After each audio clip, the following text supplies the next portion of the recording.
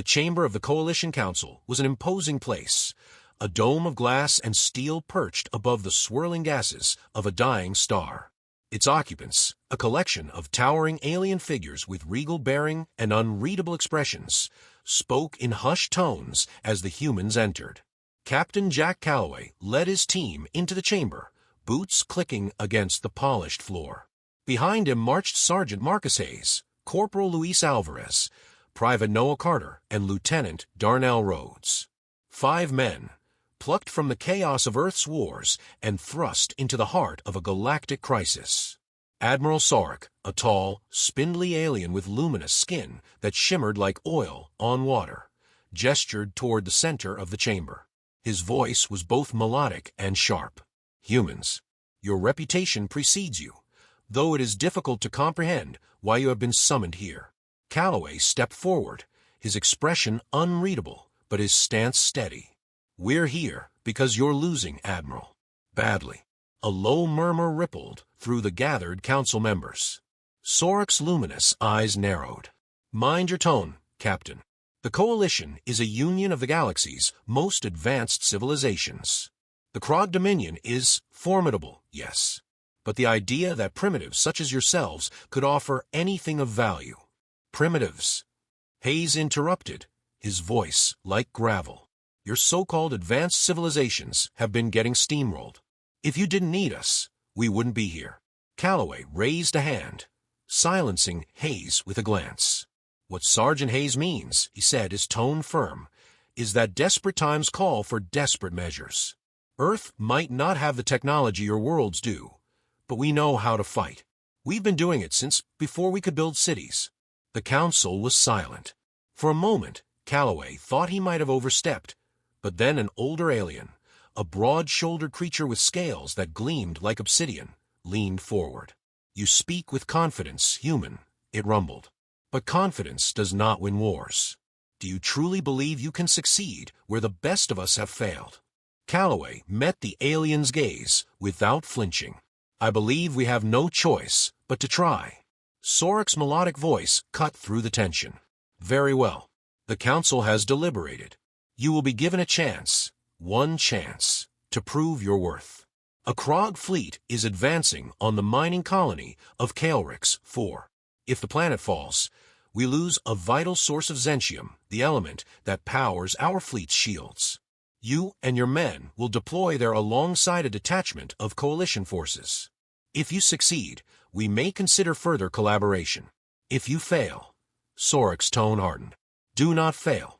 Calloway nodded. "We'll need full operational control of our unit and access to whatever intel you've got on the Krog's movements." Sorek hesitated, then inclined his head.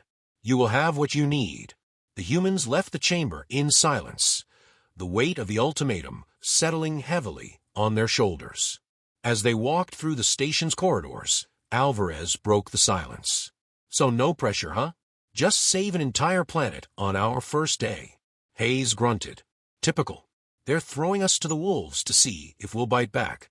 Carter, the youngest of the group, shifted uneasily. "You think we're ready for this? I mean, the Krog wiped out half their fleet. What chance do 5 of us have?" Calloway stopped and turned to face his men. "Listen up. This isn't about odds.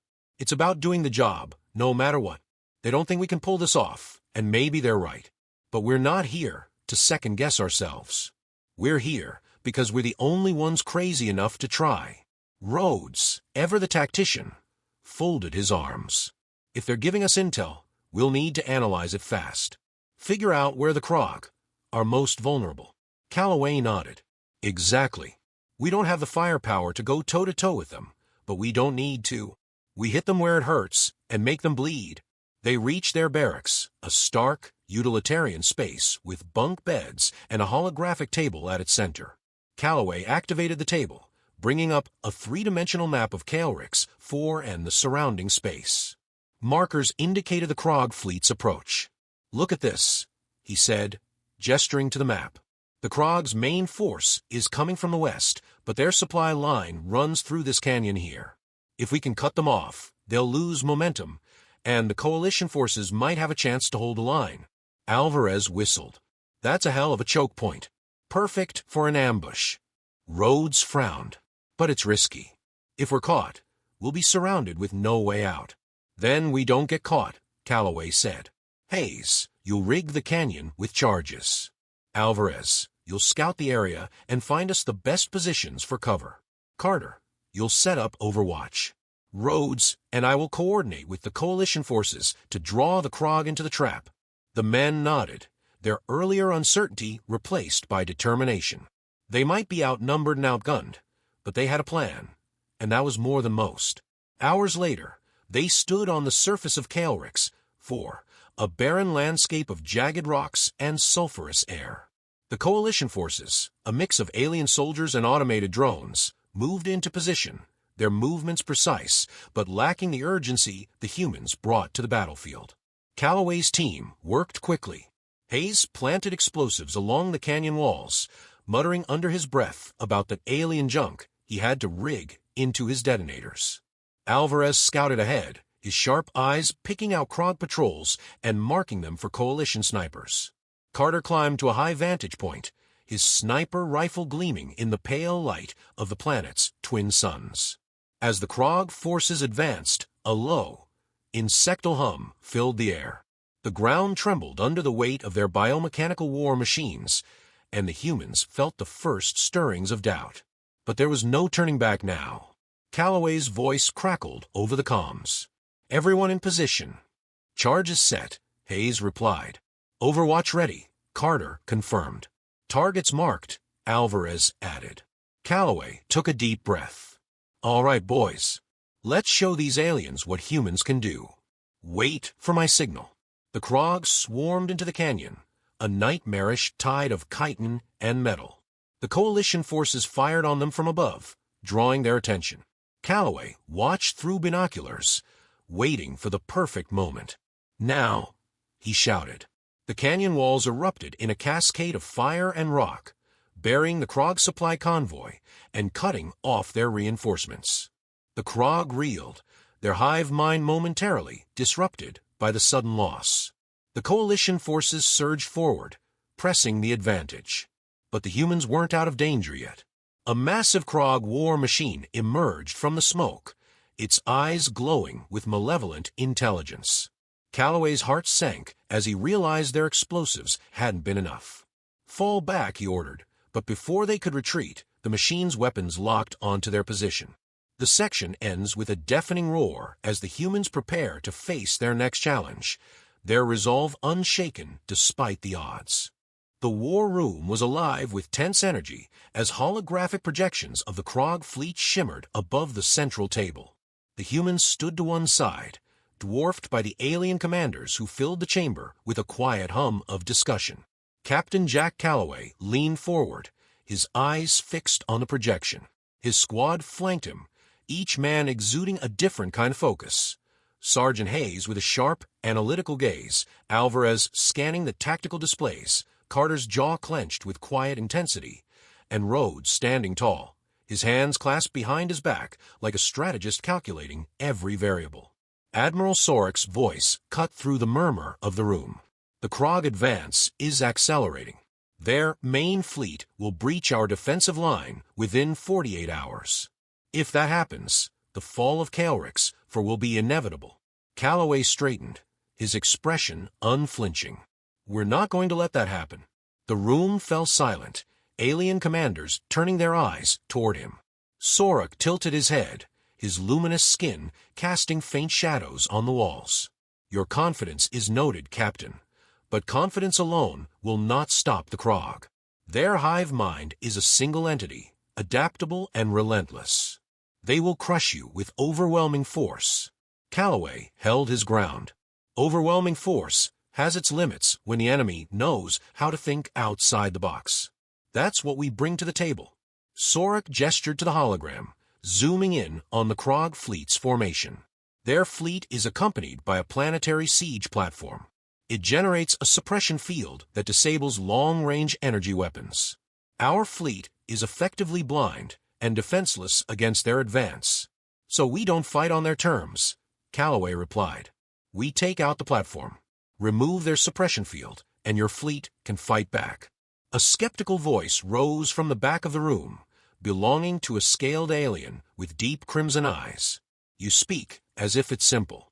That platform is shielded by its own escort fleet and buried in the heart of their formation. Any attempt to breach their defenses would be suicidal. We're not looking to breach, Lieutenant Rhodes interjected. We're looking to infiltrate.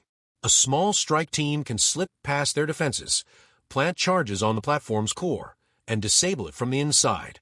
The room erupted in murmurs. Alvarez stepped forward, his voice calm but firm. This is what we do.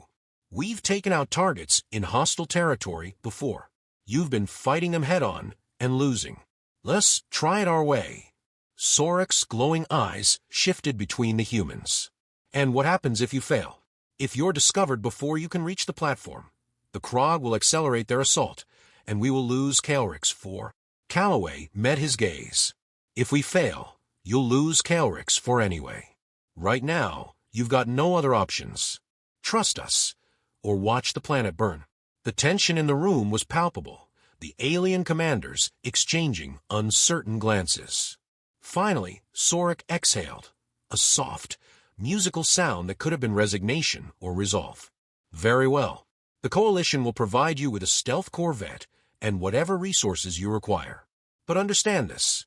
If you jeopardize the mission or the safety of this fleet, there will be consequences. Calloway nodded, his face set in determination. We won't let you down.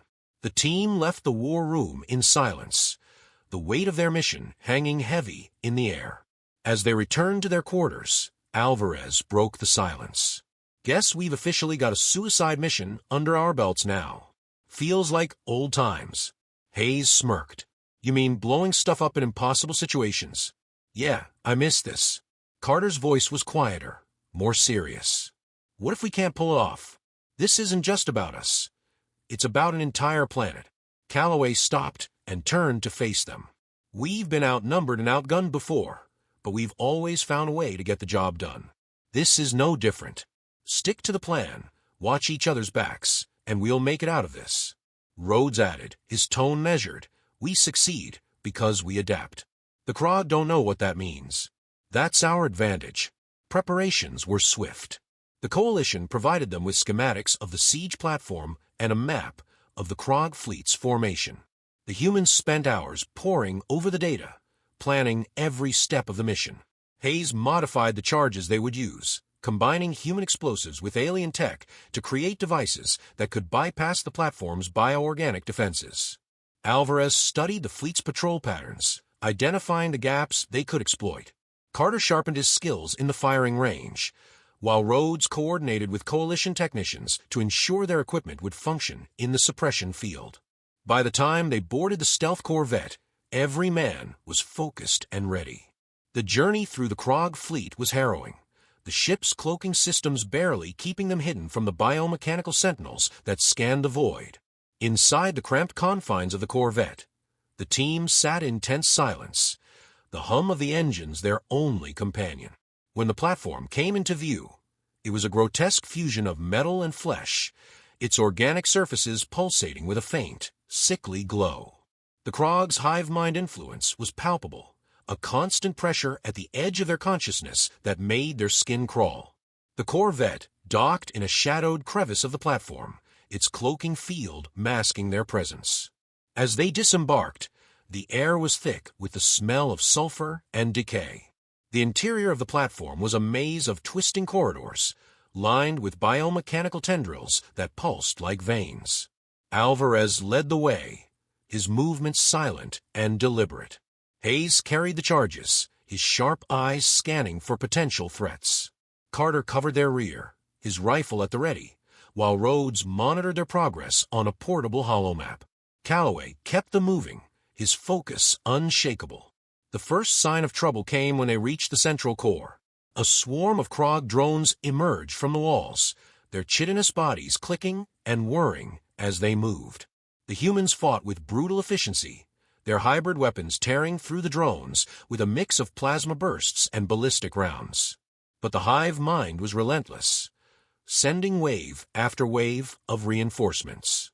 We're running out of time, Hayes shouted as he planted the last charge on the core. "We've got to move." Calloway gave the order to fall back, the team fighting their way through the swarm as the charge's timers ticked down.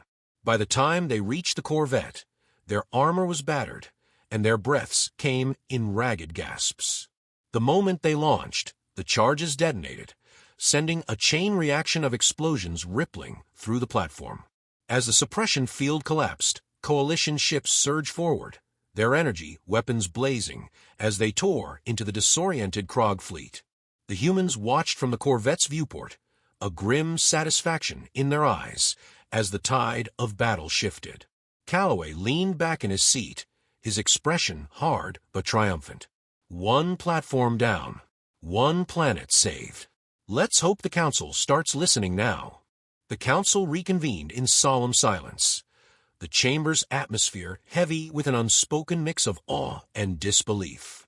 Captain Jack Calloway and his team stood at the center of the room, battle-worn but unbroken. The glow of the dying star cast long shadows across their faces, their armor still marred with scorch marks from the siege platform's destruction. Around them, the alien dignitaries whispered among themselves, their voices a cacophony of clicks, hums, and guttural tones. Despite their hushed words, one sentiment was clear. The humans had accomplished the impossible. Admiral Sorek approached, his shimmering form towering over Calloway. The Admiral's melodic voice carried an edge of reluctant respect. The suppression platform is destroyed, and the Krog fleet has been routed from Kaelrix 4. The Coalition owes you gratitude. Calloway didn't flinch at the tepid acknowledgement. Gratitude won't win the war, Admiral. What's next? The room went silent again. Sorek's luminous eyes flickered, and he gestured toward the central table, where a new hologram flickered to life.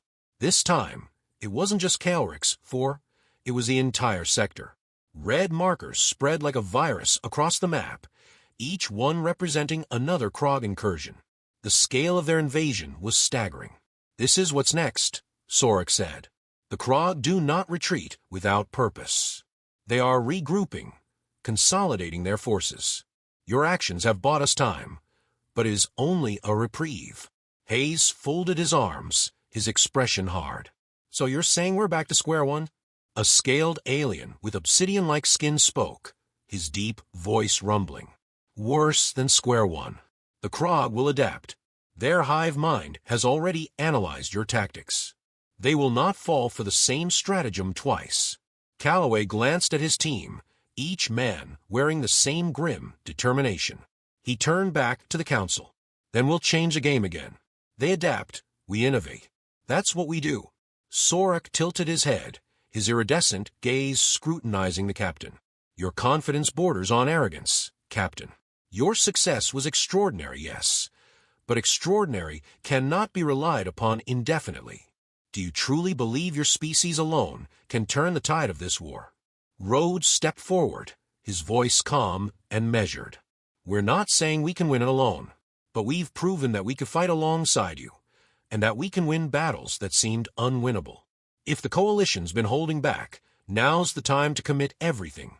A murmur spread through the chamber, some voices rising in agreement, others in dissent. Calloway took a step closer to the hologram, gesturing at the sector map. "The Krog aren't invincible. They're predictable. They rely on their hive mind, on overwhelming force. But that makes them vulnerable to tactics they can't anticipate. If we work together, we can outthink them." Sorek's expression remained inscrutable. "And what do you propose, Captain?" "We take the fight to them," Calloway said. "We hit their supply lines, sabotage their key installations, and force them to stretch themselves thin. Every time they adapt, we stay one step ahead. But to do that, we need more than just 5 soldiers and a borrowed Corvette. We need full integration into your command structure, access to your technology, and a seat at the table." The chamber erupted in chaos, alien voices overlapping as the Council debated the proposal. Some were outraged at the idea of sharing their advanced systems with such a young and primitive species. Others argued that the humans had already proven their worth. Through it all, Calloway stood firm, his team silent but steadfast at his side. Finally, Sorek raised a hand, and the room fell quiet. He turned to the humans, his luminous gaze sweeping over each of them. "You ask for much, Captain. Trust is not easily given, especially in a time of war." Calloway met his gaze without wavering. "We've already put our lives on the line for this fight. We've earned that trust." Sorek regarded him for a long moment before speaking. "Very well. The Council will grant your request, but only provisionally.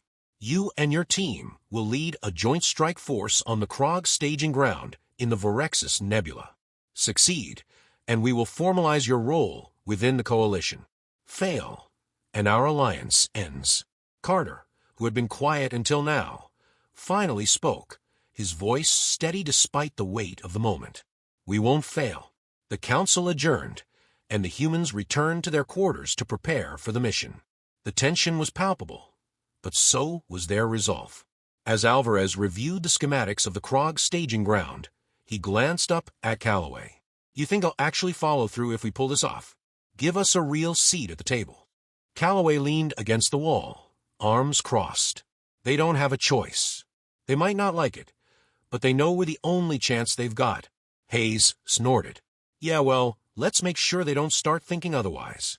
Rhodes studied the mission brief, his brow furrowed. "The Vorexus Nebula is going to be a nightmare. Limited visibility, high radiation levels, and the Krog have the home field advantage. We'll need every trick we've got." Calloway nodded. "Then we make this count. If we're going to change how this war is fought, we start here." The next day, the humans boarded a new vessel, a sleek coalition frigate outfitted with both alien and human modifications. The crew was a mix of species, their reactions to the humans ranging from wary curiosity to outright skepticism. Calloway's team ignored the stares, focusing instead on preparing for the mission. As the frigate approached the nebula, the swirling clouds of gas and radiation cast an eerie light across the bridge. The Krog staging ground loomed ahead, a sprawling complex of biomechanical structures pulsating with energy. The hive mind's influence was almost tangible, a psychic pressure that made the air feel heavy. Calloway stood at the helm, his voice steady as he addressed the crew. "This is it. We hit them hard and fast, cut off their ability to launch an offensive, and get out before they can retaliate. Everyone has a role to play, and we're counting on each other to make it back in one piece." The frigate plunged into the nebula, its cloaking systems engaged as it maneuvered past Krog patrols. The humans and their alien counterparts moved with precision, each step of mission planned down to the last detail. As the staging ground came into view, the tension on the bridge was palpable. But beneath the weight of the mission was something stronger: hope. The humans had shown that the Krog could be beaten. Now they had the chance to prove it wasn't a fluke, to show the galaxy what humanity was capable of. The section ends with the frigate's weapons powering up, a single volley marking the beginning of the assault and the start of a new chapter in the war.